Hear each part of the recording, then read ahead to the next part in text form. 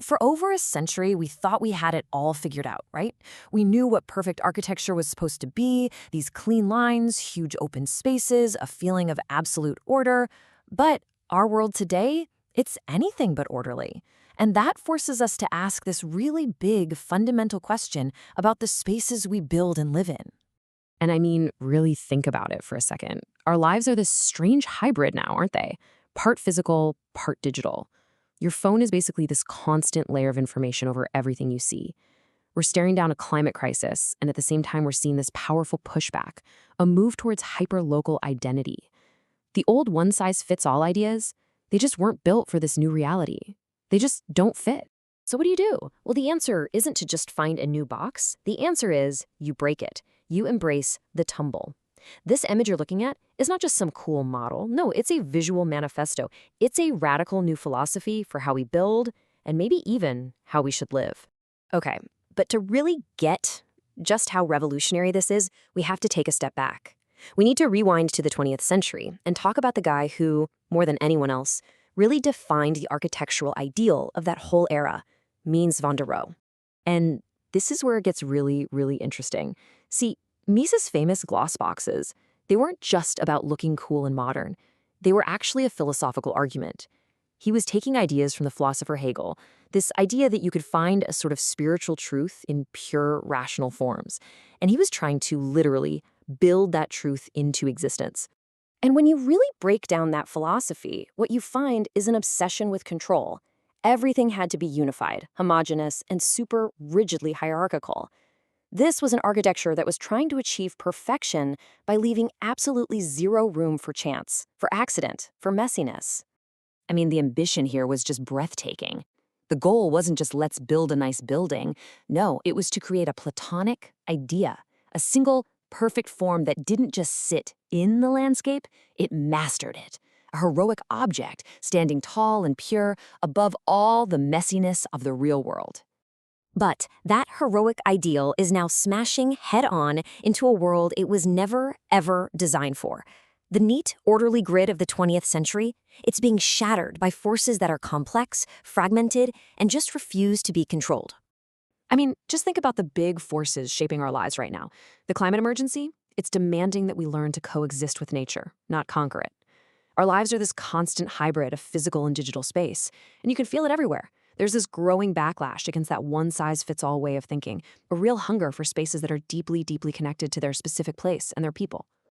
So the takeaway here is pretty clear, right? The perfect, orderly box, that great thesis of modernism, it's met its antithesis. The world has broken the model, and the old solutions they don't work anymore. And that brings us right back to our tumbling cubes. So, if the perfect box was the old thesis, and our messy, fragmented world is the antithesis, then this is a fascinating new synthesis, a new answer for our time. To really wrap your head around this shift, let's just start with a force we all deal with every day, gravity. In the old Musean world, gravity was basically the enemy, and the column was the hero. It was this rigid, powerful structure designed to defy gravity, to master the natural world. But in the world of these tumbling cubes, gravity isn't the enemy at all. It's a collaborator. The entire design is literally a moment of a fall, just frozen in time. Suddenly, accident and instability aren't problems you have to solve.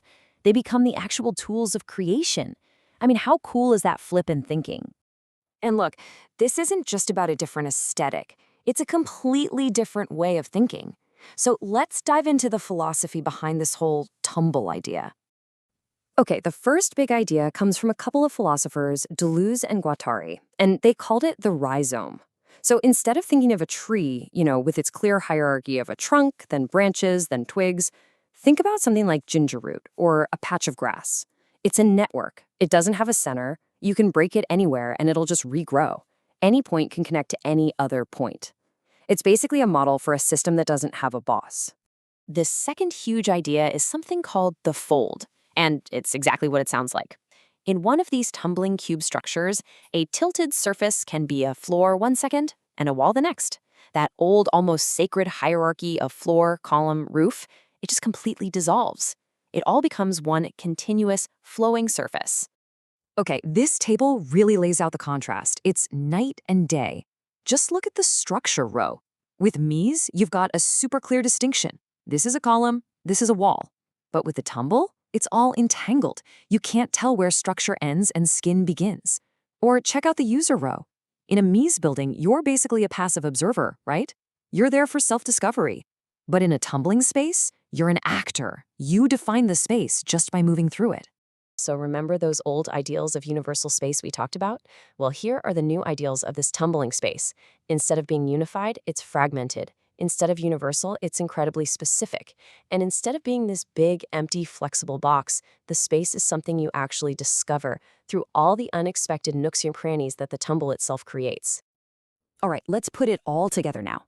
The old model was a tree, totally hierarchical, totally predictable. The new one? It's that rhizome, a flat, unpredictable network. We're literally moving from a world ruled by the grid, what those philosophers called striated space, to a world that's smooth and fluid. This is a fundamental shift in how we even think about the concept of order. So, what does all this mean for the person who's actually designing our buildings, the architect? Well, it means their entire job is being reinvented. They're going from being a kind of master planner to something, well, something way more interesting. Yeah, the architect is no longer this godlike figure who comes up with a single, perfect idea and imposes it on the world. Instead, they're more like a curator or maybe even a gardener. They don't try to design the perfect flower. Instead, they just create the right conditions, the right soil, the right amount of light, and then they step back and let a beautiful, unpredictable garden emerge. It's a collaboration with physics, with accident, a collaboration with chaos. And that, right there, is the crucial shift. We're moving away from designing a perfect object and toward cultivating an ecosystem of possibilities. It's less about creating a static, finished thing, and more about growing a dynamic, living system of spaces that can adapt and evolve over time. And that leaves us with a really fascinating question to chew on, doesn't it? We've seen how this philosophy can totally reshape our buildings, breaking them free from that perfect box. So, if we can learn to live and work in spaces that actually celebrate randomness and accident and imperfection, what other perfect boxes in our own lives are just waiting to be tumbled? Think about our careers, our relationships, maybe even our societies. What else is ready for a little beautiful chaos?